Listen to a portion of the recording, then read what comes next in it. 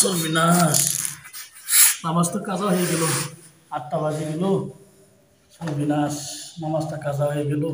কি করি এখন, কি করি? হেই, ৮টা বাজে গেল। হ্যাঁ, আর তো ঘুমাই আর কি। জোহরের আগে কাজাটা করে নিবি আর কি। নামাজ এমনিও কাজা হয়েছে, অমনিও কাজা হয়ে গেছে। আর তো ঘুমাই, জোহরের আগে নামাজটা করে নিমনি। হেই, আফসোস হয়ে গেল। কি করা যায় আর কি এখন বুঝতে পারি না, নামাজটা কাজা হয়ে গেল।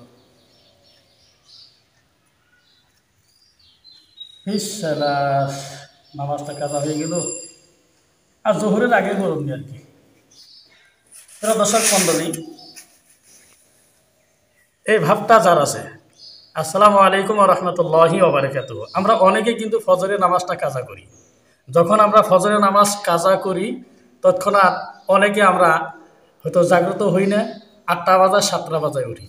সেম আজকে যে অভিনয়টা আপনাদের সামনে আমি দেখাইলাম, সেম এইরকম আমরা অনেকে কিন্তু ভাবি। হয়তো 8টা বাজায় বা 7টা বাজায় উঠি, উঠে নিয়ে আমরা আফসোস করি এই ফজরের নামাজটা কাজা হয়ে গেল, কি করা যায়, কি করা যায়। এটা কিন্তু চিন্তা ভাবনা, অনেকে কিন্তু ভাবে এইটাও। আর জোহরের আগে কিন্তু আমরা কাজা করে নিমনি, কাজা উঠাইয়ে নিমনি। না, এটা ভুল। আপনি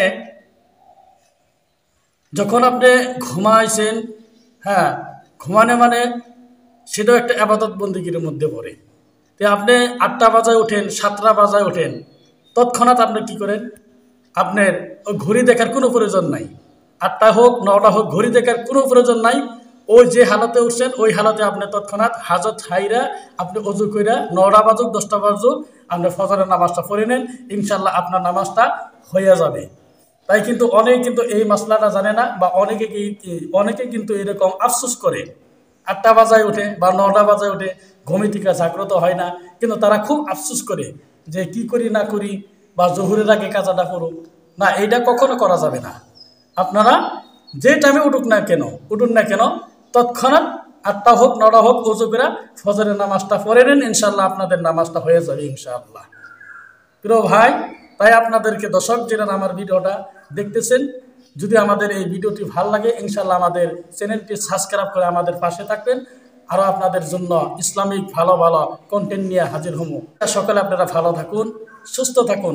এইবার আপনাদের কাছ থেকে আমি বিদায় নিচ্ছি। খোদা হাফিজ। আসসালামু আলাইকুম ওয়া রাহমাতুল্লাহি ওয়া বারাকাতুহু।